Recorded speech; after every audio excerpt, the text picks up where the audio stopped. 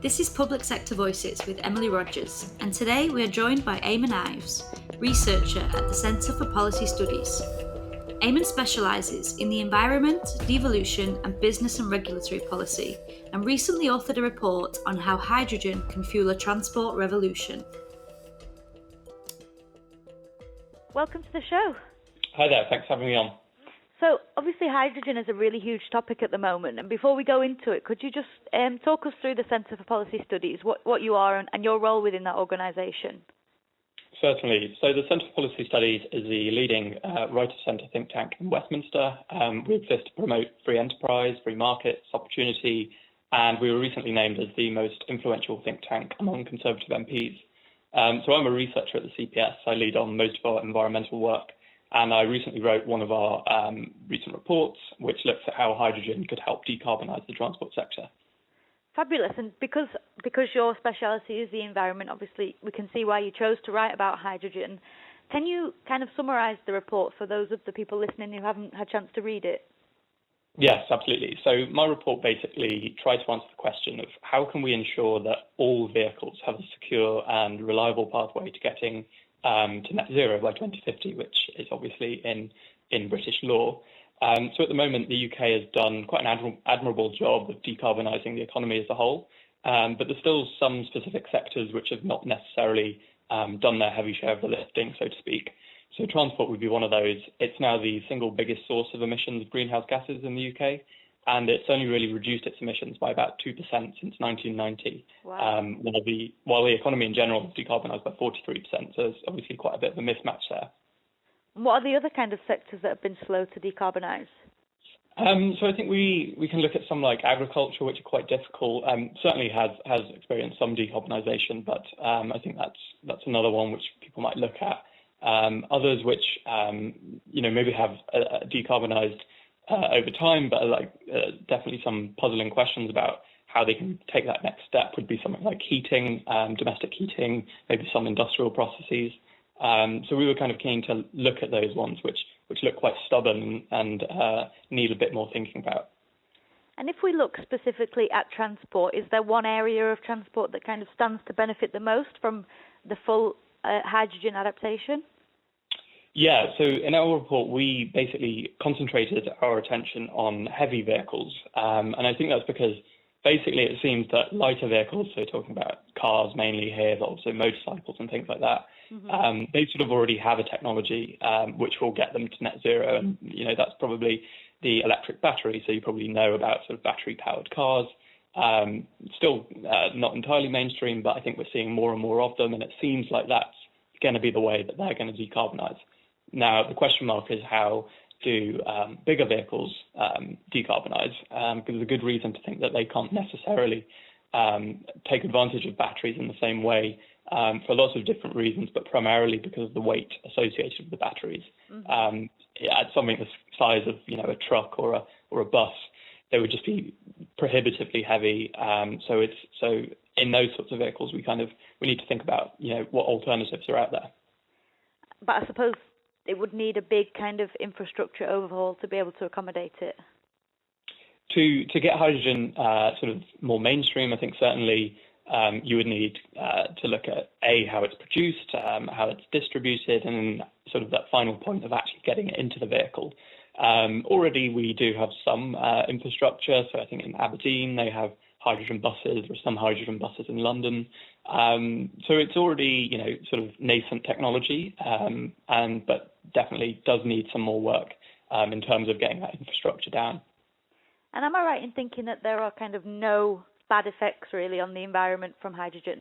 Well, sustainably produced hydrogen, which we were kind of looking at, I guess is kind of a miracle fuel in that sense. It doesn't produce any greenhouse gases, it doesn't produce any sort of air pollution when it's used in a vehicle. To be sure, you can produce hydrogen in a way that is quite carbon intensive when we use things like methane to produce it, and they would certainly be things which we might want to avoid because it would have negligible impacts on decarbonisation. But if we look at sort of green hydrogen, which is produced via electrolysis, then there are very few downsides. I think that's why it's such an attractive fuel in terms of decarbonising transport. And what about the rail industry? Yep, you could use it in rail as well. I think already there are sort of tests going on in the UK. I think in Germany and the Netherlands, they actually have started running at least part hydrogen trains on their lines.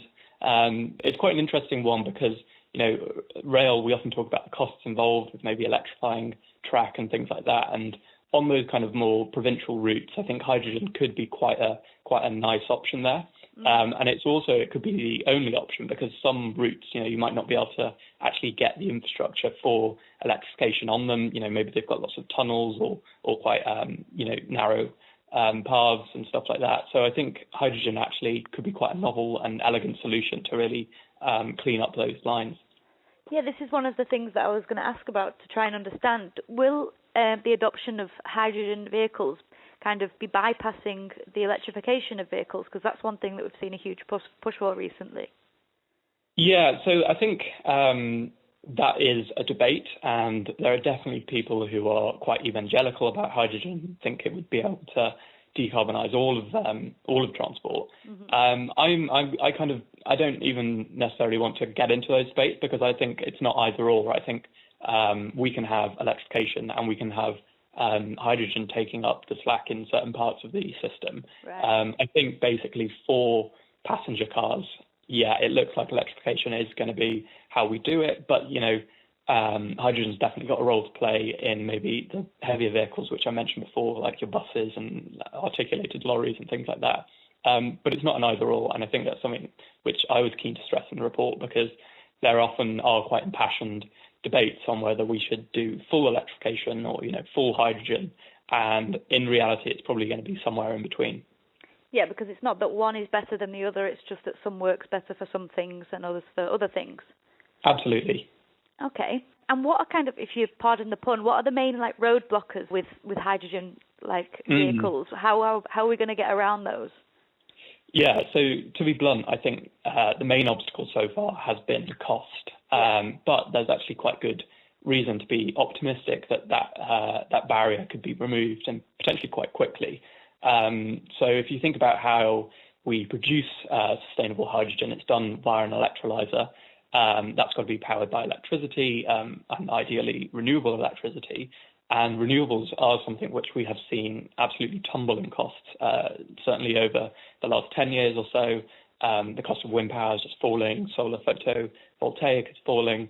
So if the inputs, as you would see it, as the electricity, if that's getting cheaper, then, quite logically, the hydrogen is going to be cheaper at the other end.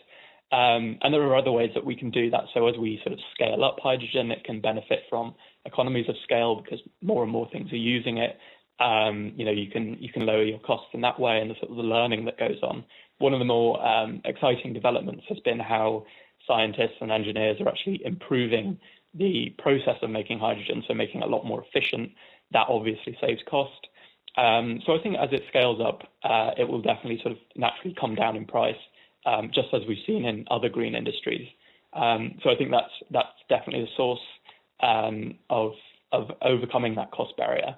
And then maybe one final thing here that I'd like to say is that one barrier which we kind of heard time and time again when we were doing this research is that the political barriers. So often, ministers and politicians will, they've talked quite positively about electrification, and it's great that they're doing that. But I think that the end goal of zero emission transport is what we should be focusing on, and it doesn't matter how we get there as long as we're getting there eventually. So we had things recently like the all-electric bus town initiative. Why couldn't that have been a zero-emission town initiative and used a whole panoply of different technologies to get there? I think we are seeing that change. Ministers are beginning to wake up to hydrogen, and I think that's good. But perhaps that's been a little bit of a barrier, and I think definitely the guys in the hydrogen industry will say the same. But like I say, I think that learning is coming through and hopefully won't be a barrier for much longer. Yeah, because going back to what you were saying about the politics side of things, is that time is running out because a lot of people are realising that we need to act now. So I guess that would be the job of the politicians to kind of do something quite drastic. Yeah, definitely. And we do need to see more action coming on board quite quickly, and it'll be interesting to see political statements coming out in the next few weeks to do with green industries and the green sector and money that maybe the government's going to put behind that. But yeah, I think it's quite a crucial time for hydrogen at the moment. A lot of countries or trading blocs, so the EU itself has looked at this quite a lot, and yeah, it seems like a lot more countries are kind of waking up to it and thinking maybe this is something that we need to be taking a lot more seriously, given the benefits that it can have. And going back to what you were saying about costs, what about in terms of cost to the user? Because obviously traditional fuels is quite expensive. Yeah, it is, and it'll be interesting to see. So hydrogen, I think hydrogen vehicles at least definitely more expensive at the moment, but I think we are in for next several years a real bringing down of those costs. Mm-hmm. So if we pick things like electric vehicles, probably actually over their lifetime, you could buy an electric vehicle now and it would be cheaper than a sort of an internal combustion model. And I think we'll get a similar thing for hydrogen, in the coming years, and that will probably be coming down the line a lot quicker than you might expect. Mm-hmm. So I think as those kind of costs, that's the important thing. The price, people don't want to be paying more than they necessarily have to. But yeah, I think people are starting to wake up to that, and the costs are going to fall. And as they become more commonplace and hydrogen infrastructure is installed in more places, then I think definitely it will become a much more economical choice and one that people will actively choose for. Yeah, because aside from the initial cost of buying the vehicle, there isn't the ongoing costs of filling up your tank. Definitely. Well, I mean, you would still have to put hydrogen in it, of course, but yeah, I think as I've sort of talked before about the learning curves that we're sort of experiencing, then there's good reason to think that they will steadily come down and the costs of petrol and diesel could well start to creep back up again, and again that becomes less competitive when we apply sort of new taxes to it. There's a lot of talk about fuel duty and things like that. But other charges that are sort of slowly creeping in around sort of clean air zones and definitely things like the congestion charge in London. So I think there's going to be a lot of thought given to, the future of driving and things like that, and hydrogen will probably become a more attractive means for that. Definitely. And I know the EU has plans for a €10 billion fund to develop kind of renewable energy and develop hydrogen transport, but with Brexit and the UK not in the European Union anymore, where will we stand with that one? Yeah, so I guess that's one sort of fund that we've missed out on, if you sort of see it like that. But that's not to say that the UK can't do anything of itself to sort of promote the uptake of hydrogen in transport and indeed other sectors. And that's definitely sort of something we were keen to look at in the report. And sort of as I was saying before, it's interesting just how many countries are now sort of looking at hydrogen, putting strategies in place and sort of pots of money for the hydrogen industry. So, historically, we've seen it in places like Japan and South Korea, and they not incidentally have a lot of the manufacturers which are making hydrogen vehicles, so Toyota and things like that. But other countries definitely also waking up. So Australia quite recently came out with a statement about how they're looking at using kind of hydrogen clusters in parts of the country to really decarbonize not just transport, but also industry. And I think there's still plenty of time for the UK to sort of get on board with that and really become one of the first movers in kind of this revamped hydrogen industry. And do you think, obviously 10 billion is quite a substantial amount, do you think we have that kind of budget to make those moves just alone in the UK? Yeah, I mean, 10 billion is definitely a lot of money, and probably is going to do, quite a lot of good for the companies that can access it. Mm-hmm. It seems like now, obviously, sort of spending taps have been turned on, and I think there's a lot of thought going forward about quite long-term decisions as well. So, looking quite far into the future about exactly what we want the country to look like as we kind of come out of this coronavirus lockdown state of affairs.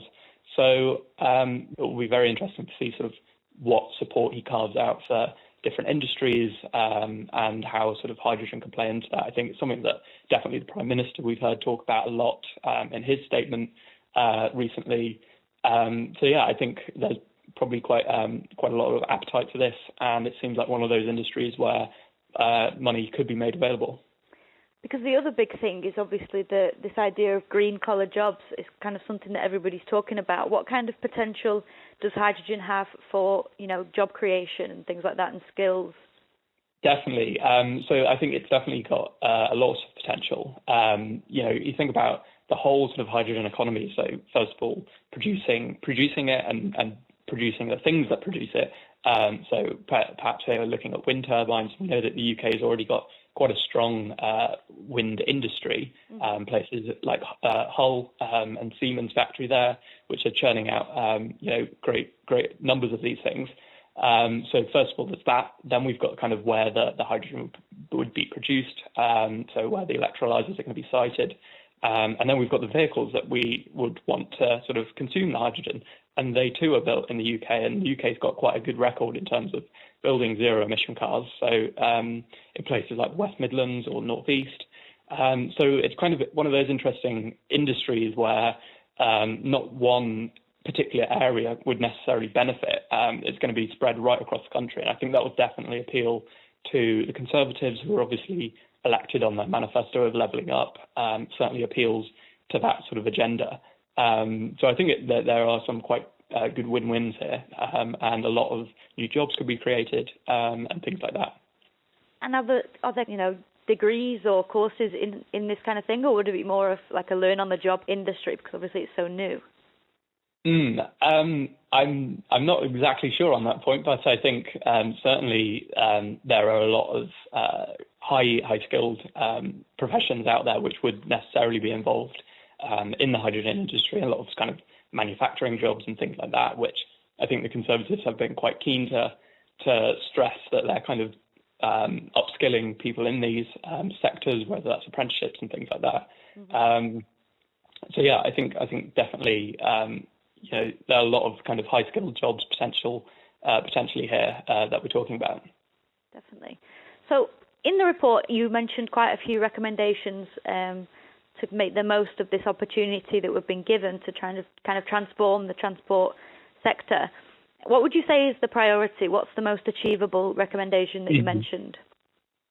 Yeah, so we make quite a series of recommendations, and if you asked about the most achievable one, well, as it happens, I think we're quite confident that some of them are already definitely being taken up by the ministers and things like that. So I think we recommended that definitely a lot more of the sort of the public spending element of the government's R&D strategy, which was announced at the start of this year. Quite confident that ministers are already kind of looking at how to get some of that money into hydrogen. And we know that sort of the Secretary of State for Transport has already done that. So I think that's, you asked about the most achievable one, but it seems like it's already having impact. And I don't know if I can take full credit for that, but yeah, that was very rewarding to see. Yeah. And there are definitely, we make quite a series of recommendations, and there's some which are bigger and some which are smaller. I think they all have their part to play in ensuring that hydrogen can get the UK closer to net zero. But if I had to pick one as a priority, it would probably be the one around clean air zones. Yeah.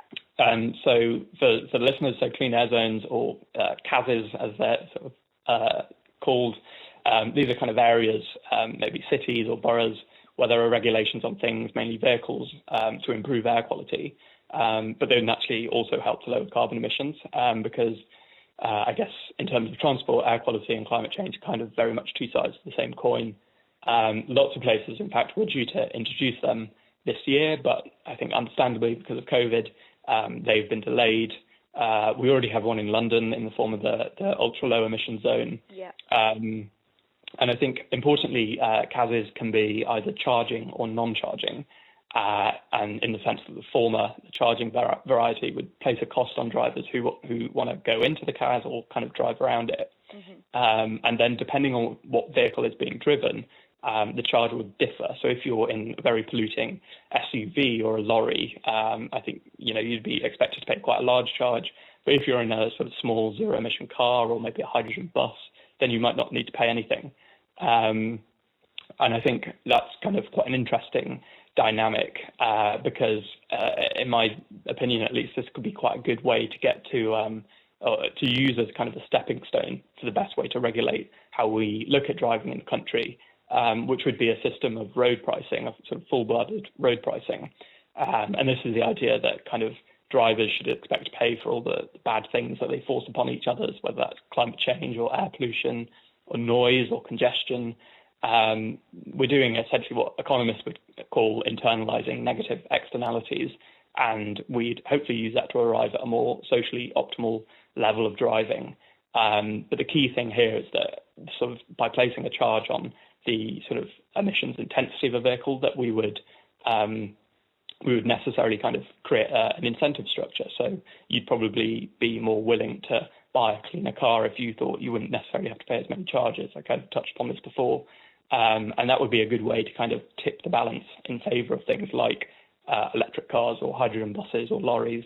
And then we get all the other good benefits of road pricing. So probably a lot less congestion, a lot less noise and things like that. So I think that was kind of one of my favourite recommendations, that sort of government needs to become more of a sort of vociferous supporter of CASs.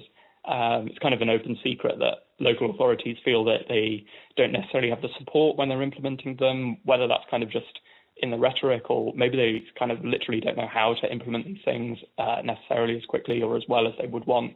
So if I could kind of persuade the Secretary of State on one other thing, it would probably be that. And then ideally we could pivot to something closer to full-blooded road pricing afterwards. Well, you kind of just touched on it then, but I did want to ask about, going back to drivers, I did want to ask about like public opinion and attitude, because how do you convince somebody who's just saved up to buy their dream car, which is, you know, a very bad for the environment car, to kind of make that switch? Because I think that's probably one of the battles.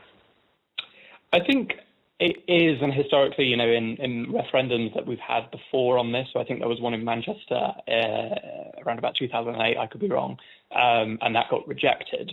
But actually where people, you know, live in clean air zones, there's a lot of support. So there's great support in London for the congestion charge. I think a lot of people want to see it go further and faster.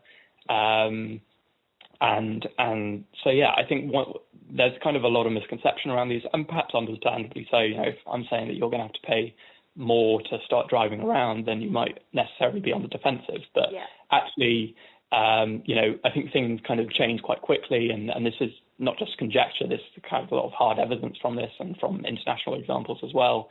Because, you know, driving itself becomes a lot nicer if you have to do it, but other options become a lot more attractive, so public transport and things like that. And, you know, you're getting cleaner air, and we're helping save the planet from climate change. So yeah, I kind of understand the apprehension, but I think I still think it's a good policy we should go for, and I think it's one that would become a lot more attractive in the years afterwards. And maybe the delivery of more CASs would encourage more people to be on board when they see how much nicer it is. Absolutely, yeah. And I think, you know, I think people understand that when they're buying sort of gas guzzlers, it's not like people don't know that there's environmental damage that they're associated with. Yeah. And so I think sort of slowly but surely there is kind of that willingness to kind of look at more efficient models and cleaner models, and definitely that's coming from the car manufacturers themselves. So whether it's sort of Jaguar with that I-Pace and things like that, there's definitely a lot more choice out there. So it's not like we're kind of clobbering people and there's no alternative. I think you know, there are alternatives to it, and that kind of can help in the implementation of these things. Wonderful. Well, Eamonn, thank you so much. No, thank you very much. Join us on next week's episode, where we'll be joined by Councillor Mandy Clare from Cheshire West and Chester Council about the poverty emergency.